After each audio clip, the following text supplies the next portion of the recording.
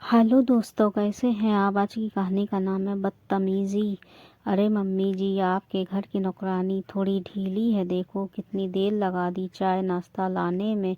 थोड़ी पगार बढ़ाओ इसकी। नंदोई राजीव ने हंसते हुए कहा। नंदोई के मुंह से ये सब सुनकर रोशनी के तन बदन में आग सी लग गई।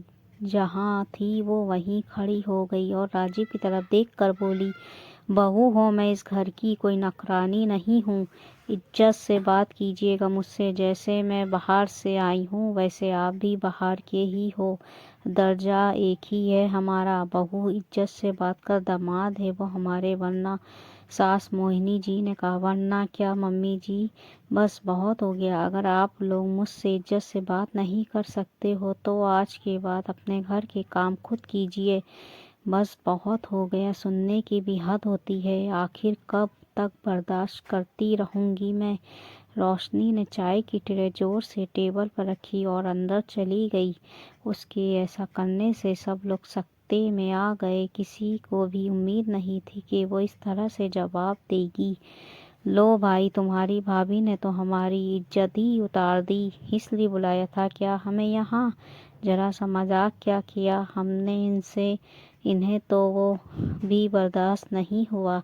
नंदोई राजीव जी ने कहा। मम्मी, भाभी से मुझे ये उम्मीद नहीं थी। भला कोई अपने घर के दामाद को इस तरह से जवाब देता है क्या।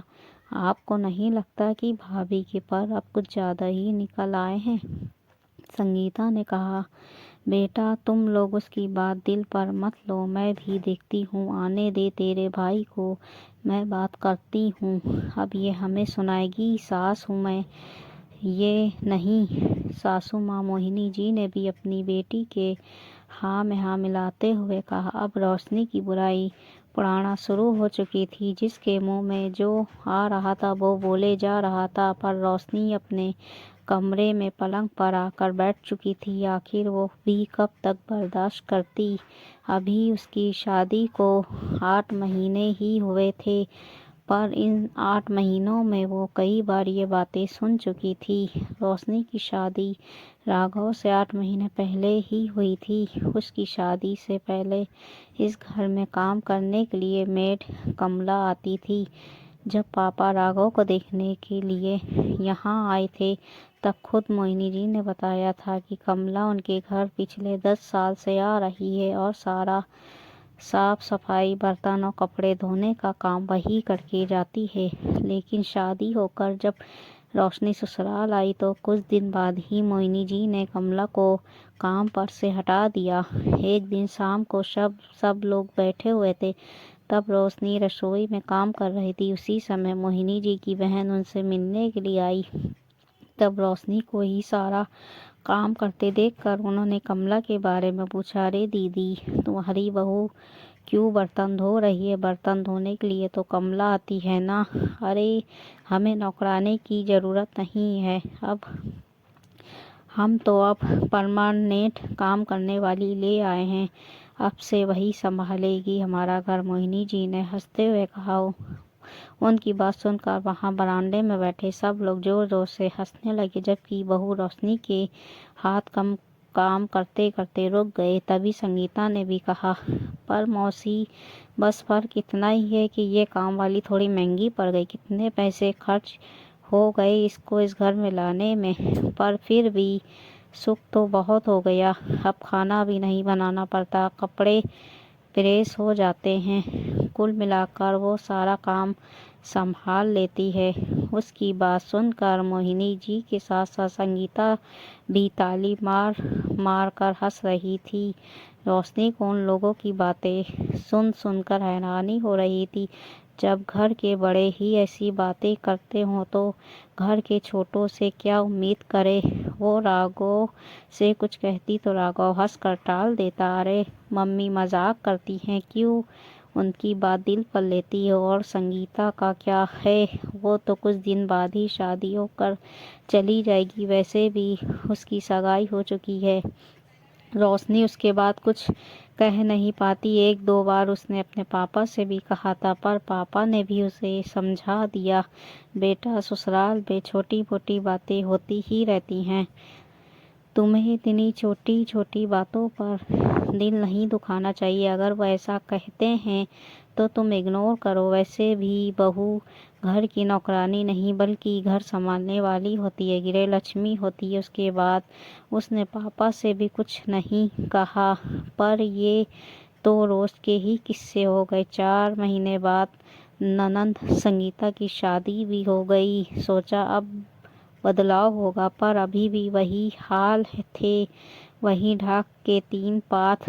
अब तो नंदोई राजीव भी इसमें शामिल हो चुका था।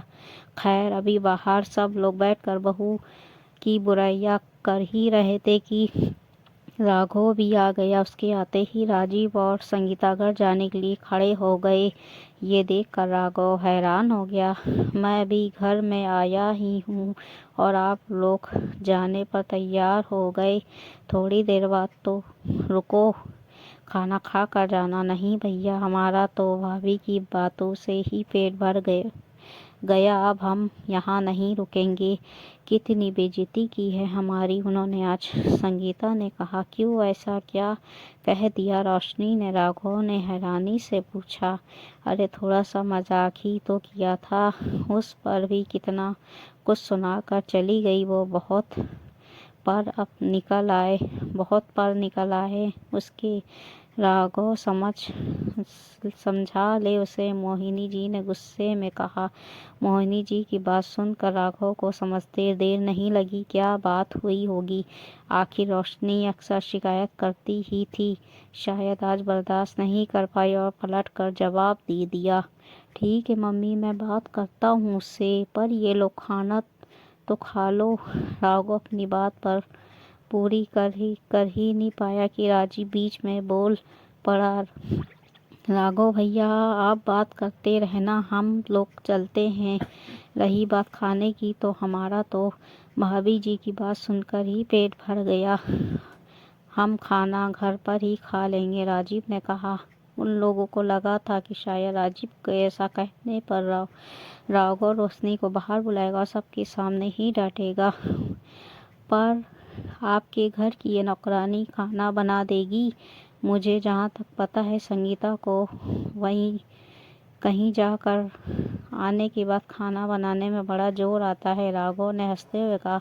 राघव, क्या बदतमीजी है ये? तुम अपनी बहन को नौकरानी कह रहे हो? मोहिनी जी ने उसे डांटते हुए कहा। मम्मी, मैं तो बस मजाक कर रहा हूँ, क्यों बात दिल पर ले रही हो? राघव हंसते हुए बोला। ये मजाक था, बड़ा ही वाहियात मजाक था। राघव भैया, आप अपनी ही बहन को नौकरानी बोल रहे हो। हमारे घर में बहू को नौकरानी नहीं बोला जाता, उसका सम्मान किया जाता है, राजीव ने कहा।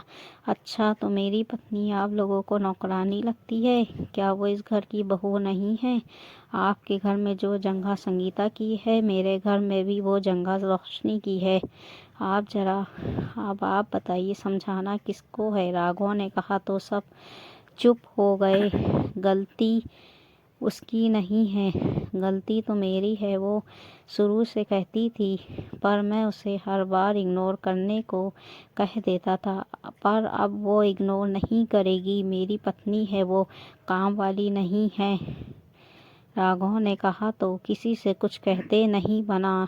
राजीव, संगीता और मोहिनी जी ने भी अपने किए के लिए माफ़ी मांग ली, पर उस दिन के बाद से कभी किसी ने रोशनी से इस तरह से बात नहीं की। दोस्तों, ये थी हिंदी कहानियाँ।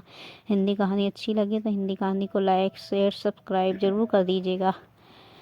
नेक्स्ट टाइम फिर मिलेंगे एक नई हिंदी कहानी के साथ।